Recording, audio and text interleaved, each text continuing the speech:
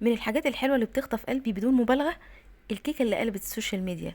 كيكة الفراولة بالجيلي والكريمة، تحفة منعشة بطبقات ناعمة بتدوب في البق. اوعدك هتبقي استاذة فيها، وهقولك على كل تركاتها وازاي تطلع معاكي بالشكل الجميل ده وبكل سهولة. يلا بينا نبدأ. علشان نعمل الكيكة معانا 5 بيضات، ومعانا كوباية الا ربع من السكر، ومعانا معلقة صغيرة من الفانيليا. هجيب بولة فاضية ونضيفة واحط فيها ال3 مكونات دول مع بعض علشان هيتضربوا، ولازم البيض يبقى بحرارة الغرفة. هضرب كل الكلام ده بالمضرب من 6 ل8 دقايق. انا هنا بعمل الكيكة الكلاسيكية بتاعت زمان، الكيكة الاسفنجية بتاعت زمان اللي كنا بنضرب فيها بالمضرب كتير. فانا هنا مش هضرب اقل من 6 دقايق لغاية 8 دقايق، لغاية ما يبقى الفوم بتاع البيض كريمي والسكر يكون داب تماما. كده السكر داب، شايفين المرحلة دي؟ هي دي المرحلة المطلوبة. السكر داب والقوام بتاعي بقى فومي كده ولونه افتح، والقوام كمان زاد، يعني السمك بتاع الخليط زاد الضعف. شايفين بقى؟ شايفين القوام لما بعمل بالمضرب؟ كده تمام جدا. الكمية تضاعفت معايا وملت البولة. هحتاج بقى كوباية ونص من الدقيق، والدقيق متعدد الاستخدامات مفيش اي مشكلة. انا اللي استخدمته مخصوص للكيك، لكن لو عندك متعدد الاستخدامات مفيش اي مشكلة، هتستخدميه عادي جدا. بس اهم حاجة ان احنا ننخله مع ايه؟ مع نص كيس من البيكنج باودر. بس كوباية ونص من الدقيق ونص كيس من البيكنج باودر. لازم الخطوة دي اساسية، ان انا انخل الدقيق والبيكنج باودر. والكوباية ونص هنزل بيها على 3 مراحل، يعني كل نص كوباية هنخلها واقلب، وهكذا. هنزل بكوباية ونص على 3 مراحل. دي اول نص كوباية ونزلت بيها معاها بالبيكنج باودر، وهنخل وبعدين هقلب بقى بشويش خالص بالسباتيولا، او لو عندك المضرب اليدوي من تحت لفوق زي ما احنا شايفين كده بشويش، علشان مفرغهاش من الهواء اللي دخلها، لان البيضة عندي في مرحلة الفوم. فبقلب، شايفين؟ بشويش خالص من تحت لفوق. لازم الخطوة دي اساسية بعد النخل. اقلب من تحت لفوق بشويش خالص في نفس الاتجاه، من اليمين للشمال وهكذا. شايفين؟ دي خطوة أساسية. نركز في إن احنا التركات دي بسيطة بس بتفرق يا جماعة في نجاح الكيكة الإسفنجية. تمام كده، ده آخر جزء بقى، وخلاص كده. هقلب لغاية ما يختفي الدقيق. تمام كده. أنا هنا جبت بقى القالب بتاعي مقاس 30 في 40، حطيت له ورقة زبدة والأطراف دهنتها بسمنة. تمام. هنزل بقى بالخليط بتاعي بشويش خالص، يعني بالراحة خالص علشان ما يتفرغش من أي هوا جواه. الخطوات دي والتركات دي مهمة نعملها بالظبط. هنزل بقى بالخليط بتاعي، وبعد ما انزل بيها هحاول ان انا اوزعه كويس في الصينيه بشويش برضو، علشان ما يطلعش منه او ما يتفرغش من اي هواء. طبعا من بدايه ضرب البيض وانا مسخنه الفرن، مسخناه على درجه حراره 180. هدخل الكيكه بتاعتي رف اوسط، في الرف الاوسط في النص، ودرجه الحراره 180 هيكون شغال من اول ما تكون بضرب البيض، يعني من 10 دقايق مثلا. تمام كده. مش هيكمل 15 دقيقة بالظبط. عقبال بقى ما تستوي الكيكة، هعمل بقى الجيلي بتاعي. طبقة الجيلي بتاعتي، انا عندي كيس من الجيلي، لو عندك كيسين هيبقى زي الفل. انا عملت طبقة خفيفة من الجيلي، لكن لو حابة تعمليه طبقة سميكة ممكن تستخدمي كيسين او عبوتين من الجيلي. نزلت هنا بالعبوة بتاعتي، ونزلت عليها بمج مية مغلية، وبعدين هقلب كويس جدا علشان اي تكتلات تدوب.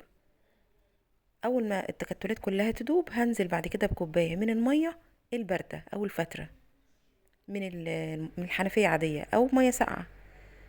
دوبت الكلام ده، هحطه بقى على رف التلاجة يا دوب 10 دقايق بالظبط، يعني يبرد بس. وفي بولة تانية هعمل الكريم شانتيه.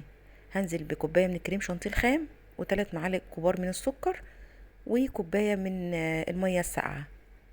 كده كوباية مية ساقعة، كوباية كريم شانتيه خام، و3 معالق من السكر الكبيرة. هقلب بقى بالمضرب الكريم شانتيه بتاعي لغايه ما يتماسك كويس جدا ويعمل لي خطوط. هضربه كويس علشان يتوزع كويس على الكيكه. خلاص كده عدت ال15 دقيقه، وحطيت الخله، لقيتها خلاص استوت. احلى كيكه طالعه، ريحتها جميله هش جدا وطريه ولذيذه. هبدا بقى بعد ما تبرد، هي بردت تماما، هنزل بقى بخلة الاسنان واعمل لها كل الفراغات دي، علشان هنزل باللبن بتاعي. عندي كوبايه من الحليب ساقعه، تكون ساقعه وعليها معلقه سكر كبيره. هنزل بقى اشرب كل الكيك بتاعي، وشوف اتشربت. يعني سر نجاح الكيك انها اتشربت بسرعه بالشكل اللي انتوا شايفينه ده، ولو كنت اديتها اكتر من كده كانت هتشرب برضو. انا هنا بقى هنزل بكريم شانتيه بتاعي. انا هنا عملت غلطه ومش عايزاكي تكرريها. طبعا انا قلبت الكيكه وحوشت ال ورق الزبده، قلبتها ورجعتها تاني، بس نسيت ان انا احوش الوش بتاع الطبقه الخفيفه اللي من فوق على الكيك دي.